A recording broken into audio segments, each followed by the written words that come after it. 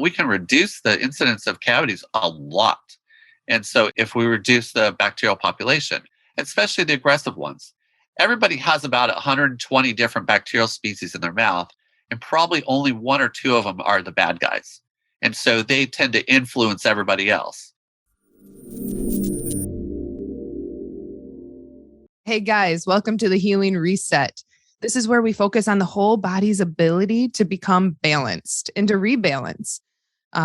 You are designed to heal. You're designed to be well. Today, we're chatting with Dr. Eric Zaremski, a doctor located in Northern California, practicing general dentistry and incorporating ozone therapy.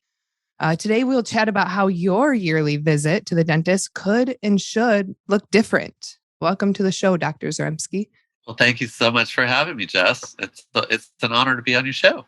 I'm excited. You not only practice dentistry from a whole body standpoint, but you also teach dentists how to incorporate ozone. How did you enter into a whole body system view of someone's mouth? I've been practicing dentistry for about 20 years. And I was trained just like every other dentist. I went to dental school and we learned how to drill holes in people's heads. So that's how I came out of school. And that's the way I practiced. And then one day, I was probably 5 or 6 years into practice, and a woman came in and said, I use oregano and rosemary oil in my mouth. And I was thinking in my mind, I didn't say it obviously out loud, but I was thinking in my mind, that's a little odd. I have no idea what she's doing. But I looked at it and I had some friends there's about 3 dental organizations in the country that are holistically bent. So I had a few dental friends who were in there, and they encouraged me to come to those conferences. And then from there, I just really just tried to learn as much as I could about, alternative therapies and alternative ways of healing in the mouth. And with ozone, I got into that. My friend about 15 years ago, he gave me an ozone machine and said, figure it out. I heard it's good. And after, so many years, I mean, I've probably taken every ozone course out there from all the masters in ozone. Ozone's a relatively small community in terms of medicine and dentistry in the world. So I pretty much learned from everybody that's been out there. And I feel blessed that they're all, on friendly terms with everybody. So, and then it just sort of blossomed. We were teaching down in LA at my friend's office every quarter, other dentists. And then it just sort of evolved that I would go out, and it's always easier to learn in your own kitchen. So it's been nice to be able to go out to people's offices and train the whole entire team and get everybody on the same page with ozone. So you're saying this all started with oregano and rosemary. That's what I'm hearing. I just Did she have a clean mouth? Was her mouth clean enough to where you're like, I got to look into this? I have no idea. I don't remember, but I just thought they were garden plants. So I had no idea. They are. Yeah, that's really, but yeah. And certainly it's sort of branched into, and looking at the whole picture, I think too, when we're talking about this subject, and a lot of people come in or they'll call on the phone and they'll say, are you a holistic or a biologic dentist?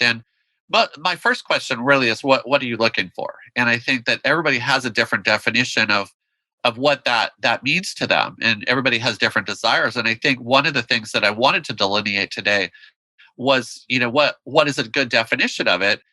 But I think what it really goes back to is that what are you as a patient really looking for? Are you looking for a different kind of care? And I think that's what's going to drive dentistry in the future. I think that we as patients have to demand that dentistry and medicine, for that matter, gets delivered in a different way. And I think whatever that way is for you as personally as a patient is really what you should insist on. Yeah, my question there is I don't think people know. I think they go to the dentist, and I'm including myself in this, before I entered into an integrative space. I go to the dentist to get my mouth cleaned and get my mouth fixed. I don't go to the dentist to have my mouth associated with the rest of my body. So I don't think, and maybe people are catching on, I don't feel like they know yet. So what is the difference in care? Right. And I think that anytime you're in a healthcare setting, whether it's a medical or a dental office, I think we have to look at the whole body because it's all connected. I mean, for so many years, the head was sort of cut off from the rest of the body in terms of how we looked at it and how we treated people. And so I think we have to go back to, is it connected? And, a lot of people know that they have systemic issues.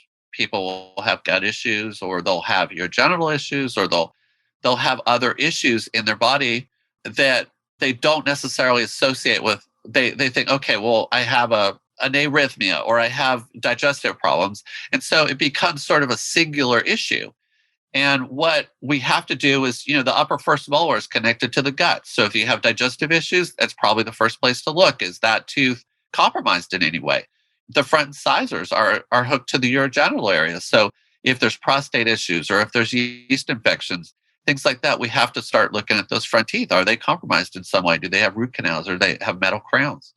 So would you say that's the biggest difference from a biologic standpoint, that you're really focusing on issues in the whole body and how it can be solved or helped through the mouth, and then keeping the mouth healthy to keep a healthy body?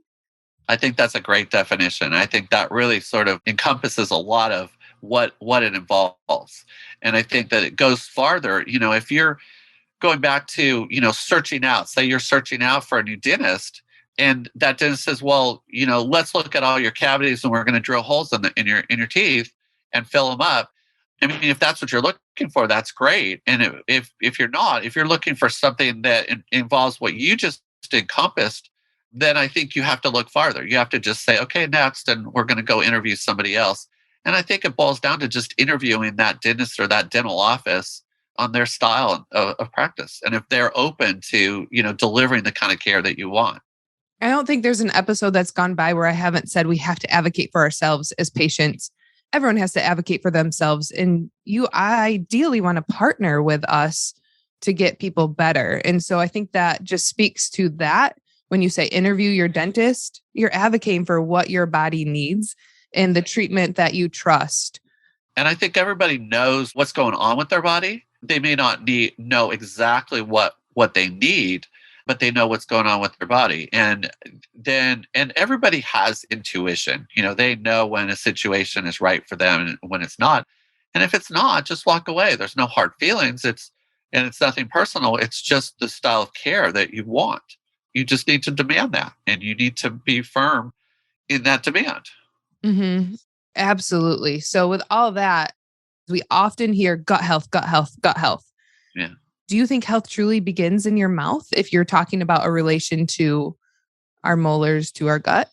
Well, it's the opening to the tube that goes through the body. It's the first place that we put things in our body. And so we have a tube going from our mouth all the way down to our backside. And so anything along that pathway is going to affect our health in some way. They say that the gut is 85% of our immune system. Well, that's because it's doing a lot of the work of our whole, digestive system. But yes, the mouth has to be healthy in order for us to have the rest of the tube be healthy also. Now, can we have a healthy mouth? So many of us are walking around with cavities that have been filled with amalgam fillings, or I'm not sure what the latest and greatest filling is, but can we have a healthy mouth with metal? Metal is a hard one because it's not really biologic. I mean, it's not something that as humans that we have in our bodies naturally. And so, and if we think of our bodies as just a ball of energy, which it really is, I mean, we can kind of get ethereal here and say that we're just on this earth as balls of energy. But metal's going to block a flow of energy anywhere. And so if we're looking at the body as flows of energy, just pathways that the teeth connecting to certain parts of the body, and we have metal on that tooth in some aspect, it's going to block that flow of energy, and it's going to block the health, I think, of that system in your body. I have so many questions about teeth because metal and teeth, root canals, wisdom teeth, these are all common things that we just do as an American society. We get a root canal. And I recently learned that that's just kind of pulling out the pain and not necessarily pulling out the full abscess. So is that truth? Yeah, and that's exactly what you're talking about, is that usually as a population, we usually seek help, the health type health, dental or medical, when there's pain. Pain is a great motivator. And pain in your mouth is pain. Yep, you can't, it's nothing that you can sort of push off to the side. And so, yeah, we have been practicing dentistry as dentists for probably the last 100 years. There really hasn't been a lot of new innovation in terms of how we have thought about and delivering dentistry, dental care for a long time. And so I think that we have to start changing the way that we think about what we're delivering. And yes, I mean, every dental material that we as dentists put into our patient's mouth is toxic to some degree. The changeover from amalgam fillings, which were half mercury and half silver, is composite, what we call composite fillings. They're the white fillings. And so they're basically a plastic type chemistry. Is that more mainstreamed now where amalgam is on its way out? I would say that half and half. I mean, there are a lot of dentists who still use amalgam silver fillings, and there's a lot of dentists that now put in white fillings, composite fillings. So there's a different technique to both, and I think you, as a dentist, has to learn the correct techniques. Now, when you talk about the white filling, the composite filling, is that something because we still are going to get cavities? The diet that a lot of us have leads to cavities. Maybe not just diet, maybe genetics, but is the white filling more something people should advocate for when they're interviewing their dentist? What are you using to fill these cavities? I think so. So you were talking about cavities, and let me talk about that for a sec, because I don't think that we're obligated to get cavities just as a human being. Hang on, say that again because that doesn't seem like people are going to listen to this and be like, no, no, no, no, everyone gets cavities. So I just want people to hear that, myself included. So basically, cavities are when the bacteria poops on your tooth, and the acid from the poop makes a hole in your tooth. And so if you and what we call plaque on the teeth or calculus on the teeth is just fossilized bacterial poop. So it's just been in there long enough to calcify. And so if we think about it in that terms, is if we reduce the bacterial population in our mouth, there's not going to be as much poop. And so we can essentially not necessarily eliminate cavities, but we can reduce the incidence of cavities a lot. And so if we reduce the bacterial population, especially the aggressive ones, everybody has about 120 different bacterial species in their mouth, and probably only one or two of them are the bad guys. And so they tend to influence everybody else. And you hope the good guys balance the bad guys. Normally, that's the right system. Our body is able to say, hey, I'm okay living amongst the bad guys because we're going to bring you into balance. They basically overwhelm the bad guys. Yeah. You're right. And so that's definitely the goal, is to create what we call a healthy biofilm.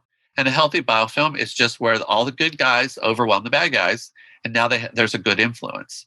And so if you think of it in that terms, if we can reduce that bacterial population, then we can reduce the incidence of cavities going forward. We may not be able to eliminate them all together, but we could definitely reduce them quite a bit. How? What strategies? Well, I think one of the basic strategies is that we know that bacteria love acidic environments. They love to live in acid environments. And our mouth can be, it can be acidic, it can be alkaline, it can go back and forth. I was under the understanding that saliva is neutral. Okay. Well, let's take that for it can be, and sometimes, but most of the time so it's not. Incorrect. Well, no, I think it's correct part of the time.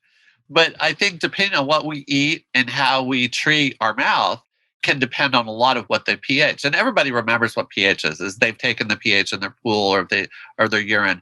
So you can go down to the drugstore and get pH paper really easily, and it's super cheap. So you could essentially just take some saliva and put it on some pH paper and figure out your pH of your mouth. And so we know that blood is at 735. And that's neutral. What you were calling 735. Yeah. So, or 7.4 roughly. 7.4. Okay. And so there's no way our saliva is going to get to 7.4 because there's so many things that we're doing. We're eating, we're talking, we're drinking. So it's never going to be that high. But if we get it close, we're going to be doing well. They say that cavities start at 5.5 and gum disease starts at 6.2. Most of the people, the new patients that I see are between 6.2 and 6.5 roughly. And so if we can get to 6.8, which is relatively close to 7.4, it's not that far off, I think a lot of the problems are going to go away. A lot of the cavities are going to be reduced. A lot of the gum disease is going to be reduced. There's what, 83 or 85% of the population has some sort of gum disease. That can all get reduced easily, just by working on the pH. I never have heard of mouth health from a pH standpoint. It's a very interesting. I've never heard of that. Well, it makes sense because we're always talking about body pH and trying to get our gut more alkaline and not, because it's so acidic. Acidity really breaks things down, and it will in the mouth too. Even fillings that we put in or crowns, that it's going to break it down and cause cavities. And so that is really kind of one of the big things. And it's so simple because, everybody has baking soda and hydrogen peroxide at home. And those are two really easy ways to raise your pH and to get your mouth more alkaline, is even just rinsing with hydrogen peroxide or putting in your water pick, brushing with baking soda. That's going to raise your pH immensely. If you took the pH of baking soda, it's probably like 8 or 9.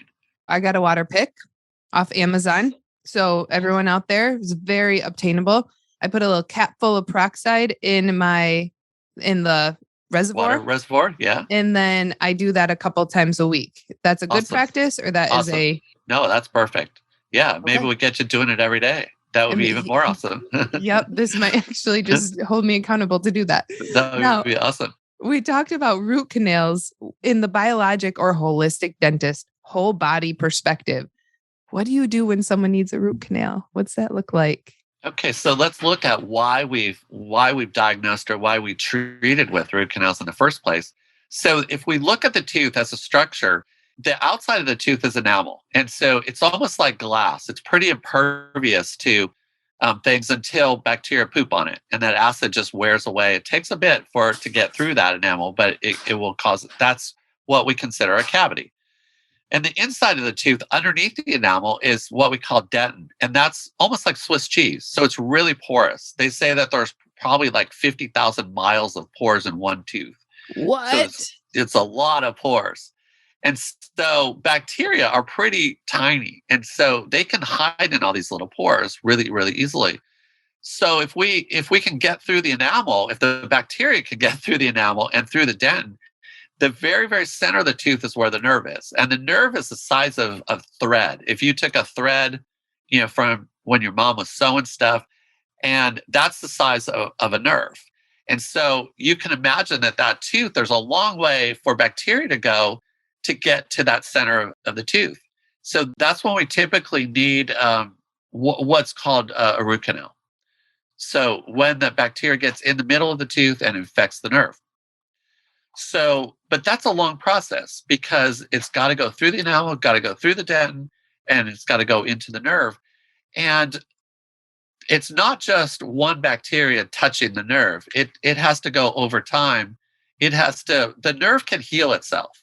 So if we had just a little bit of bacteria in the nerve would be able to heal itself on its own. So a lot of bacteria have to invade that nerve before we get to a point where we need to be treated with a root canal. So we have to remember too that nerve is the lifeblood of the tooth. It's supplying all the nutrients, all the blood supply. It's supplying everything to that tooth as that needs to nourish it. So if we take it out and replace it with a filling, now we've cut off that lifeblood or that supply, that blood supply and that nutrient supply to that tooth. Now let me pause you really quick, because if we take out that nerve, then we remove the pain. Correct? Correct. And so that infected, when that bacteria gets into that nerve and overwhelms the nerve enough, that's when we have pain. And so if we can stop that process or we can interrupt that process before it gets to that point, then I think we can eliminate or maybe reduce the need for root canals. And I think that's where, there's 30 million root canals done in this country every year. That's a lot of root canals. I was just going to say, I'm all about reversal, but I know so many people who just think like, this is what happens when you get root canals and don't understand the process that although you're taking away the pain, you're just hollowing out a tooth. And correct me again, if I'm misspeaking here, you're hollowing out a tooth and leaving just an absolute area for bacteria to manifest inside. But you won't know that because you don't have pain. Is that a good way of saying it? Right. Well, let's back up a little bit. Before that bacteria invaded the nerve, it invaded all of those pores of the tooth also. So now you have a tooth that's completely invaded with bacteria, and now the bacteria overwhelms the nerve, and then we take the nerve out and we fill it. One of the problems with root canals is we fill it with a rubber-based material that has barium in it, and barium's a heavy metal. So now we go back to the metal part.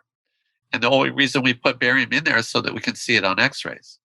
So for convenience, For convenience? We're putting metal in our mouth for convenience? because we used to use silver to fill that section, but I think one of the arguments was silver. Silver is a very good antimicrobial.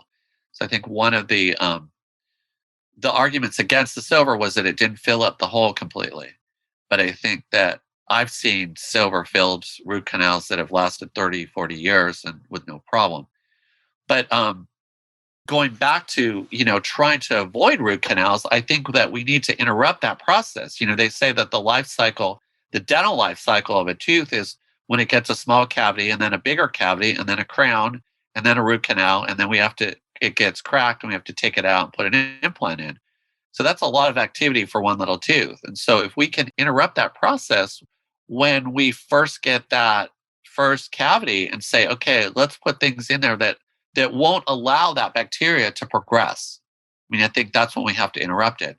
If we could even go back farther and say, before we even get that first cavity, can we do something to interrupt that process and not allow it to get a cavity in the first place? So it's very tiered and It how is. you're looking at this. So tier 1 might be start with trying to get more neutral, trying to get that pH level up. Tier 2 might be the composite filling. Is that correct? On the cavity if it's developed? Well, yeah, I mean, I would love to prevent the cavity in the first place. Yeah, If we got absolutely. to a more neutral saliva, a more neutral mouth, then we may be able to reduce that bacterial population and not cause cavities. I see patients all the time that are in their 30s, 40s, 50s with no cavities. And so it's entirely possible because they've lived with, a neutral mouth all these years. They've just been lucky. Now, I want to hop to wisdom teeth because I just thought everyone needed their wisdom teeth out. It's what you do. You grow up and you get your wisdom teeth out. Can you talk around this a little bit? Well, I think that's been sort of the dogma in dentistry for a lot of years. Is that's in dental school, that's what we were trained to do. Is wisdom teeth come in and we take them out. But I think we have to start looking. I think another good resource for consumers too, for patients, is the Weston Price Foundation. He So is go, amazing. You guys, it yeah, looks at just the ancestral diet and how, I mean, his research on wisdom teeth and how the jaw should not, how yeah, our jaws are getting more slender. yeah. It's worth listeners out there going and just, typing that in. Oh, for sure. So just briefly, he was a dentist way back when, and what his research, he went all over the world looking at mouths and the jaw formation, like you said, and realized that people's jaws who ate a healthy diet were really wide, and they were able to incorporate all of their teeth had room to come in. And so as we've sort of eaten the Western diet and eaten more processed food, our jaws, like you said, have gotten more slender, more narrow. And so there's a lot less room for as many teeth. There's not enough room for 32 teeth. And that's why we have started taking out wisdom teeth, and I think that this sort of dogma started, 40 or 50 years ago when we started eating the processed and the Western diet. But if we can expand the jaw, and the jaw, every bone in front of the ears is movable. And so that includes our jawbone.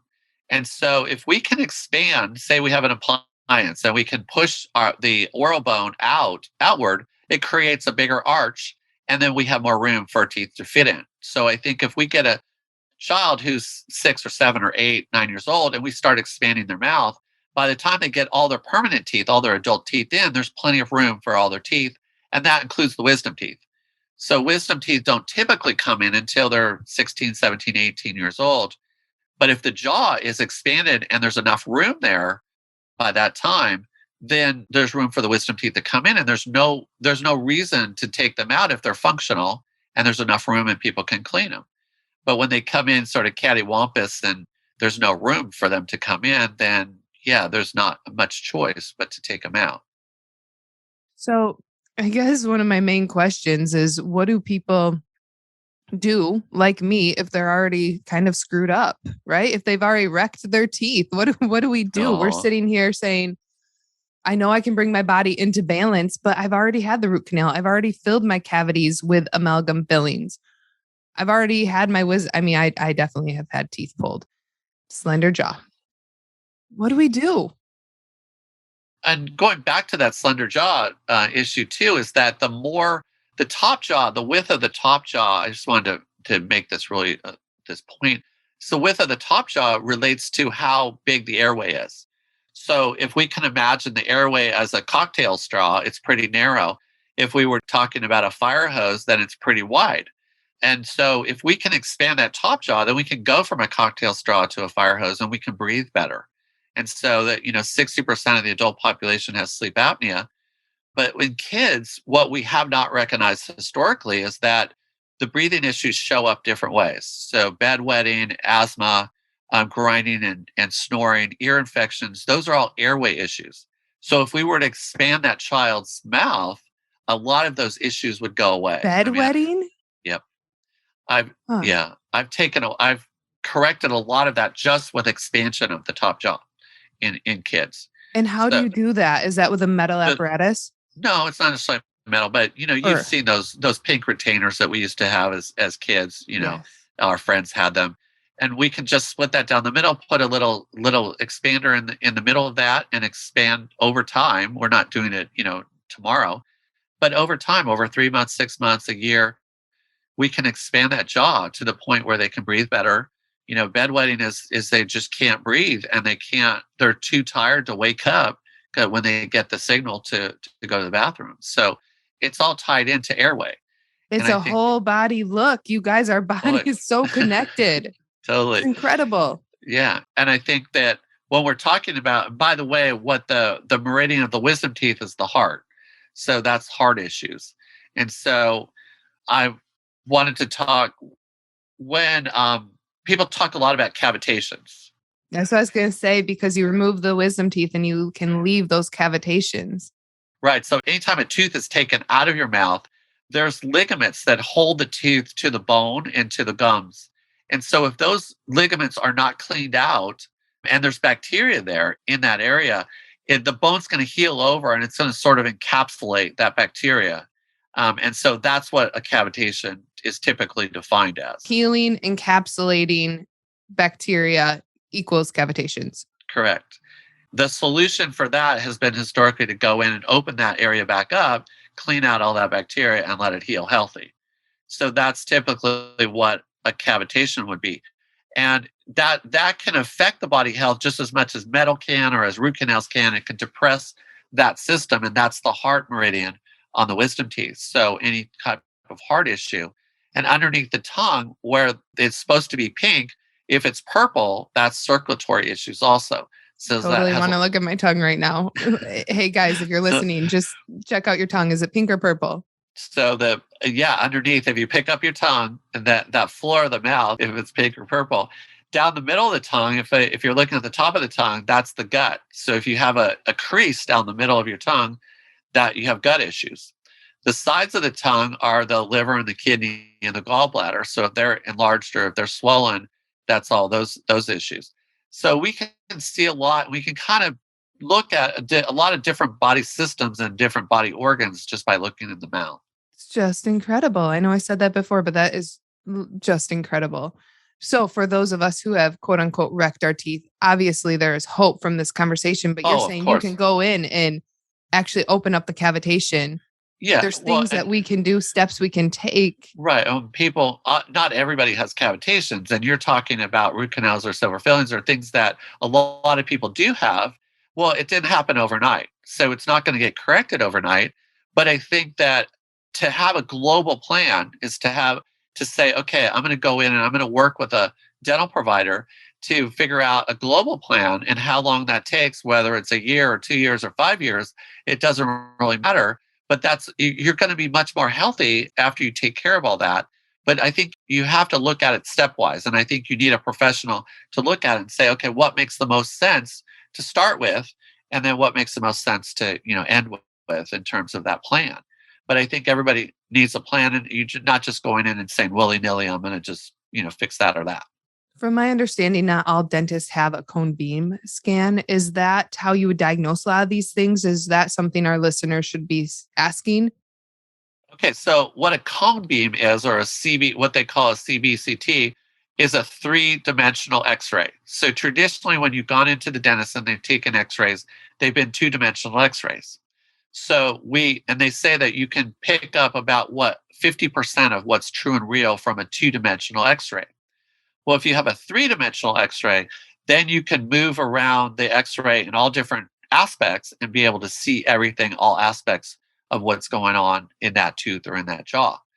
So that's what a cone beam or a CBCT would do. It would give you a three-dimensional, and you can virtually sort of manipulate that three-dimensional X-ray into anything you want. You can cut it into sections, or you could place an implant in there, or you could take a tooth out virtually and see how the result would look like. So it really is something that we should all have as a baseline, if not diagnostically looking for certain aspects. That makes a lot of sense for sure.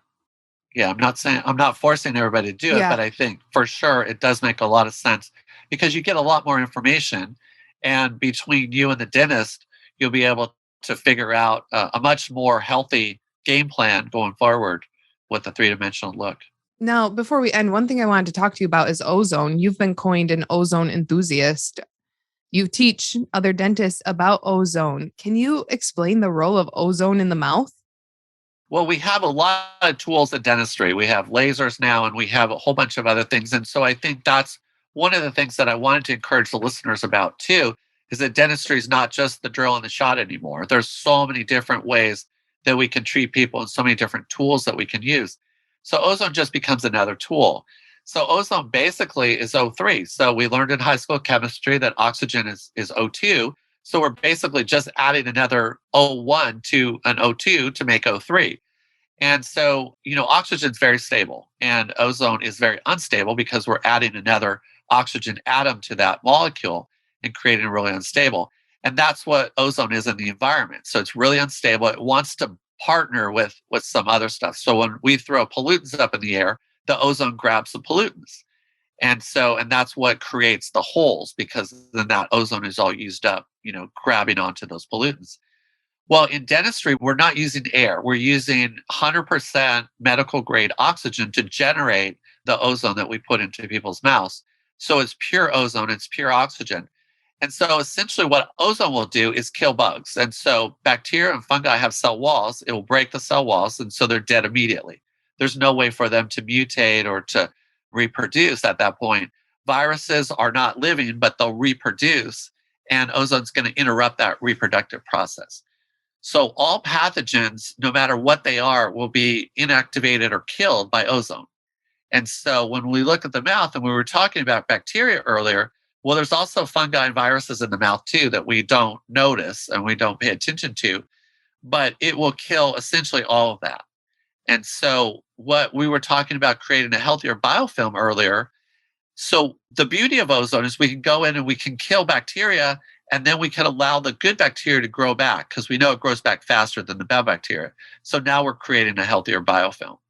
And so if we put ozone on a tooth, and we talked about all the bacteria that's in the pores of the tooth, now we know that ozone will diffuse into that tooth and kill most of that bacteria that's in that tooth. And now we've created something where we're not going to get another cavity down the road. We're not going to perpetuate that degradation of that tooth. I just had a quick thought when thinking through ozone. I wanted to ask you about oil pulling.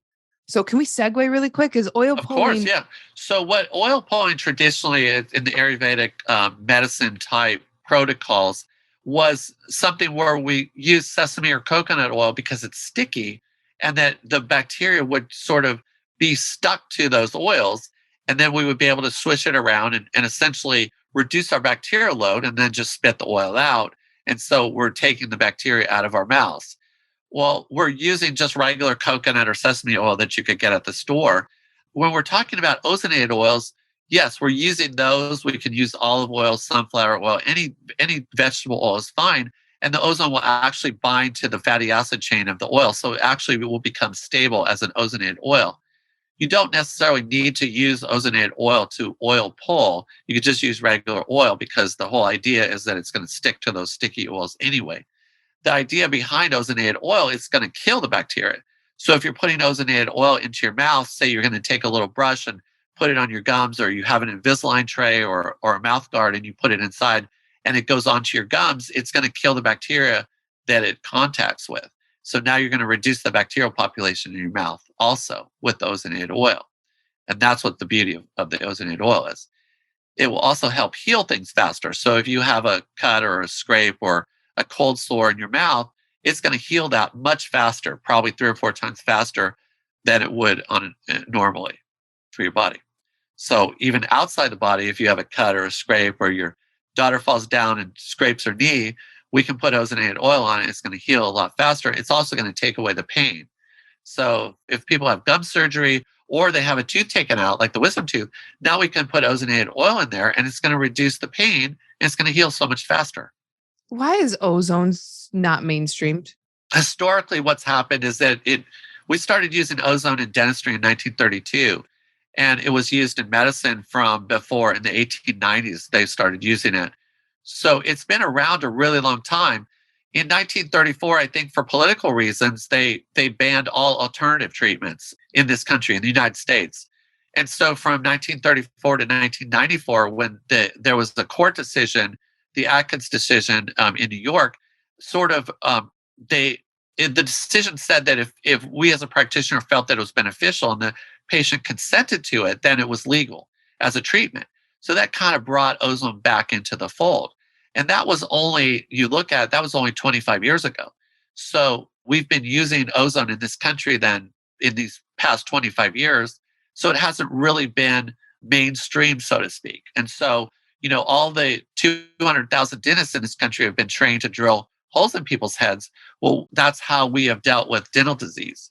And we haven't really looked at it from a regenerative viewpoint in terms of reducing the disease state and trying to regrow or trying to regenerate tooth structures like gums or teeth. How do people find someone like you? Not everyone's in Northern California, but truly. Well, I think that I would love to get this message out. And I think as a consumer, I want you to take this message with you and say, well, to your own dentist and say, well, these are simple things to implement. And that dentist, I look at ozone and we were talking about earlier that I train other dental offices. When somebody calls me and says, I want to be trained in ozone, I think of it that they have an open mind. They want to learn. And I think that's where we have to go. As a consumer, that's what we have to look for, is we have to look for a dental provider or medical provider who has an open mind and is willing to discuss things and willing to be able to use alternative therapies on us in the ways that we want. And I think ozone is one tool. I think there's stem cells, there's peptides, there's things that can help regenerate, oral structures like gums and bone and teeth. And I think that's where we need to go as a profession. Dentistry needs to go in that direction rather than amputating things. And I think as consumers, we need to insist that that's what we want. We may not know exactly what we want as a consumer or as a patient, but we have a global picture. We have a kind of an idea that we want to regenerate things in our mouth. Like you talked about earlier about in your mouth. Well, if we take the fillings out, there's a hole there. Why can't we put a paste in there that has stem cells in it and regrow tooth structure? So now we have a whole tooth again. I mean, that's entirely possible. We do it with other body structures, the rest of our body. Why can't we do it in our mouth? And why are we just accepting getting drilled holes into our heads? Why are we accepting that? Well, that's exactly it. We're just accepting the status quo. And so we need to shake up the status quo a little bit and start saying, and we don't have to be belligerent or mean about it. It's just that this is what we want. And we're just asking if that's available. If we can we can go to our dentist and say, I've heard about ozone, or I've heard about stem cells. I've heard about other things that can help heal the mouth faster. Is that possible? Is that something that you do or can do? Or if you're looking for a new dentist, call around and say, do you use ozone? Do you use lasers? Do you use other alternative treatments that you might be interested in? Do some research. The internet's so chock full of information that you can learn about all this stuff. And you don't have to be an expert at it, but you can learn things about it that you can carry on an intelligent conversation when you're interviewing an office. Yes. Yes. Guys, listen, your mouth is the gateway to health. We make decisions for our body by what we put into our mouth, and we have an intuitive feel that, hey, we can change things if we band together and start demanding alternative care or demanding different Oh, care that treats our oh, whole body system. totally. Yes. Yeah. That's the Um, message. I don't I think it's any more than that. And it's not confusing at all. It's perfectly really simple. So we're going to end there because that's the message. So Dr. Zaremski, just give us 3 things we can walk away with today for better health. But listeners, remember, that's the message. What are your 3 things? The number one is a mindset that you want to become healthy. It's not just going to the dentist and doing what the insurance will pay for. It's, I want to be more healthy. And I think that's the number one issue that people need to work on. And if the dentist is more concerned about your health than you are, or the medical provider, that's not going to work.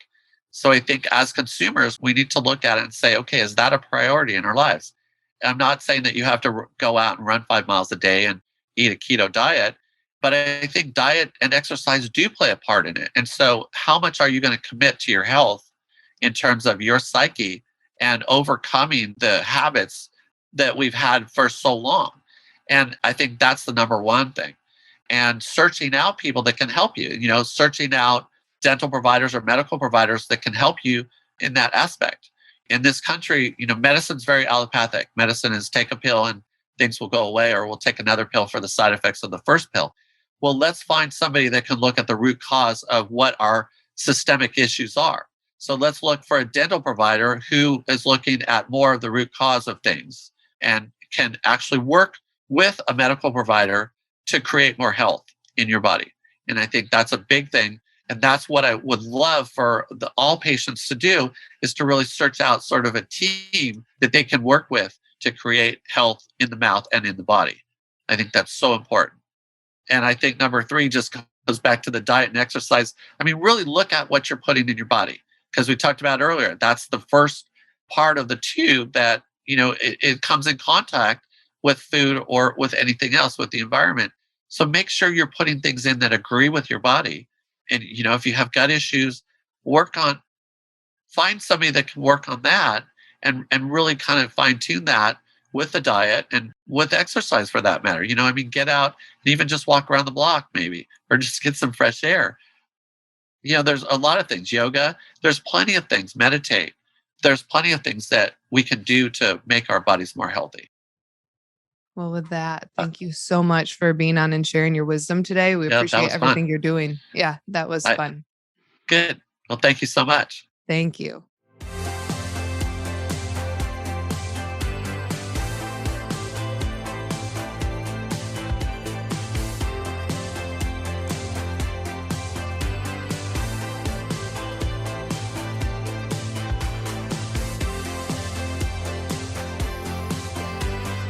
This podcast is for informational purposes only.